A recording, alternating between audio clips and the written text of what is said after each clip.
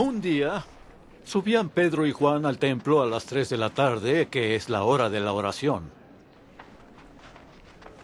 Junto a la puerta llamada Hermosa había un hombre lisiado de nacimiento, al que todos los días dejaban allí para que pidiera limosna a los que entraban en el templo. Cuando éste vio que Pedro y Juan estaban por entrar, les pidió limosna. Pedro, con Juan mirándolo fijamente, le dijo: ¡Míranos! El hombre fijó en ellos la mirada, esperando recibir algo.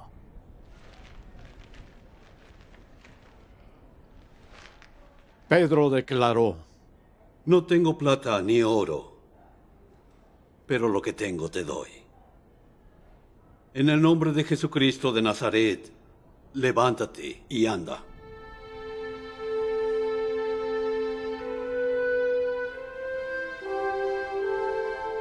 Y tomándolo por la mano derecha lo levantó. Al instante los pies y los tobillos del hombre cobraron fuerza. De un salto se puso en pie y comenzó a caminar.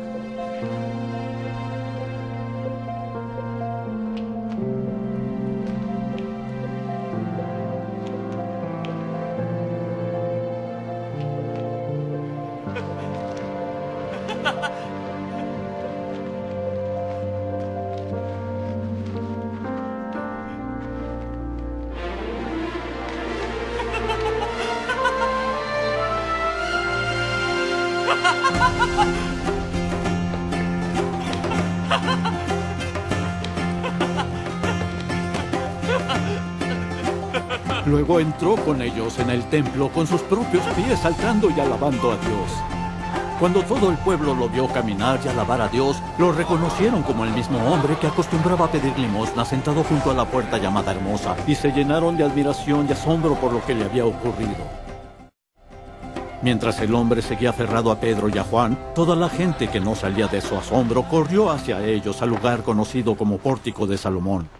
Al ver esto, Pedro les dijo: Pueblo de Israel, ¿por qué les sorprende lo que ha pasado? ¿Por qué nos miran como si, por nuestro propio poder o virtud, hubiéramos hecho caminar a este hombre? El Dios de Abraham, de Isaac y de Jacob, el Dios de nuestros antepasados, ha glorificado a su siervo Jesús. Ustedes lo entregaron y lo rechazaron ante Pilato, aunque éste había decidido soltarlo. Rechazaron al santo y justo y pidieron que se indultara a un asesino. Mataron al autor de la vida. Pero Dios lo levantó de entre los muertos, y de eso nosotros somos testigos. Por la fe en el nombre de Jesús, Él ha restablecido a este hombre, a quien ustedes ven y conocen. Esta fe que viene por medio de Jesús lo ha sanado por completo, como les consta a ustedes. Ahora bien, hermanos, yo sé que ustedes y sus dirigentes actuaron así por ignorancia. Pero de este modo Dios cumplió lo que de antemano había anunciado por medio de todos los profetas, que su Mesías tenía que padecer. Por tanto, para que sean borrados sus pecados, arrepiéntanse y vuélvanse a Dios, a fin de que vengan tiempos de descanso de parte del Señor, enviándoles el Mesías, que ya había sido preparado para ustedes, el cual es Jesús. Es necesario que Él permanezca en el cielo hasta que llegue el tiempo de la restauración de todas las cosas, como Dios lo ha anunciado desde hace siglos por medio de sus santos profetas. Moisés dijo: el Señor su Dios hará surgir para ustedes, de entre sus propios hermanos, a un profeta como yo. Presten atención a todo lo que les diga, porque quien no le haga caso será eliminado por completo del pueblo. En efecto, a partir de Samuel, todos los profetas han anunciado estos días. Ustedes, pues, son herederos de los profetas y del pacto que Dios estableció con nuestros antepasados. Al decirle a Abraham: todos los pueblos del mundo serán bendecidos por medio de tu descendencia. Cuando Dios resucitó a su siervo, lo envió primero a ustedes para darles la bendición de que cada uno se convierta de sus maldades. Mientras Pedro y Juan le hablaban a la gente, se les presentaron los sacerdotes, el capitán de la guardia del templo y los saduceos. Estaban muy disgustados porque los apóstoles enseñaban a la gente y proclamaban la resurrección que se había hecho evidente en el caso de Jesús. Prendieron a Pedro y a Juan y como ya anochecía, los metieron en la cárcel hasta el día siguiente. Pero muchos de los que oyeron el mensaje creyeron y el número de estos, contando solo a los hombres, llegaba a unos 5,000. Al día siguiente se reunieron en Jerusalén los gobernantes, los ancianos y los maestros de la ley. Allí estaban el sumo sacerdote, Anás, Caifás, Juan, Alejandro y los otros miembros de la familia del sumo sacerdote. Hicieron que Pedro y Juan comparecieran ante ellos y comenzaron a interrogarlos.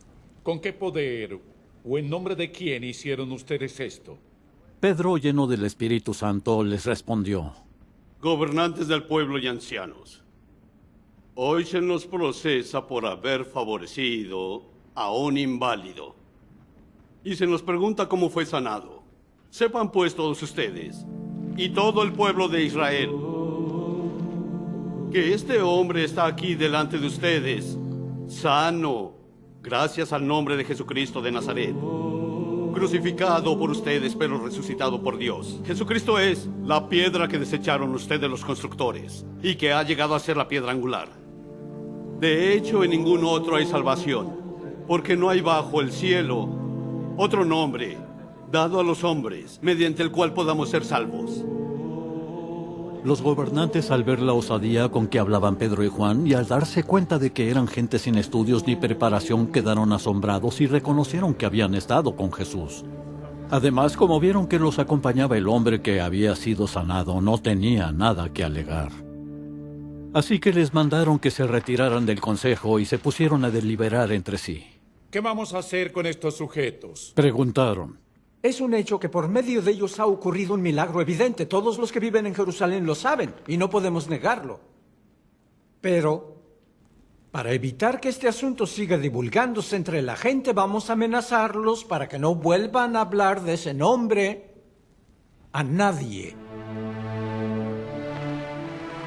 Los llamaron y les ordenaron terminantemente que dejaran de hablar y enseñar acerca del nombre de Jesús.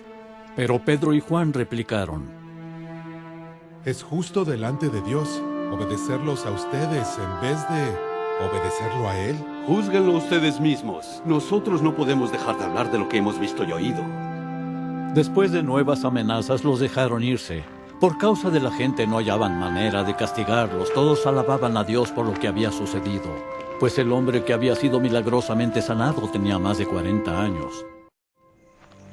Al quedar libres, Pedro y Juan volvieron a los suyos y les relataron todo lo que les habían dicho los jefes de los sacerdotes y los ancianos. Cuando lo oyeron, alzaron unánimes la voz en oración a Dios. Soberano Señor, Dijeron: Creador del cielo y de la tierra, del mar y de todo lo que hay en ellos. Tú por medio del Espíritu Santo dijiste en labios de nuestro padre David, tu siervo: ¿por qué se sublevan las naciones y en vano conspiran los pueblos? Los reyes de la tierra se rebelan y los gobernantes se confabulan contra el Señor y contra su ungido. En efecto, en esta ciudad se reunieron Herodes y Poncio Pilato con los gentiles y con el pueblo de Israel contra su santo siervo Jesús, a quien ungiste. Para hacer de antemano lo que tu poder y tu voluntad habían determinado que sucediera. Ahora, Señor, toma en cuenta sus amenazas y concede a tus siervos el proclamar tu palabra sin temor alguno. Por eso extiende tu mano, para sanar y hacer señales y prodigios mediante el nombre de tu santo siervo Jesús. Después de haber orado, tembló el lugar en el que estaban reunidos. Todos fueron llenos del Espíritu Santo y proclamaban la palabra de Dios sin temor alguno. Todos los creyentes eran de un solo sentir y pensar. Nadie consideraba suya ninguna de sus posesiones, sino que las compartían. Los apóstoles, a su vez, con gran poder, seguían dando testimonio de la resurrección del Señor Jesús. La gracia de Dios se derramaba abundantemente sobre todos ellos, pues no había ningún necesitado en la comunidad. Quienes poseían casas o terrenos los vendían, llevaban el dinero de las ventas y lo entregaban a los apóstoles para que se distribuyera cada uno según su necesidad. José, Un levita natural de Chipre, a quien los apóstoles llamaban Bernabé, que significa consolador, vendió un terreno que poseía, llevó el dinero y lo puso a disposición de los apóstoles.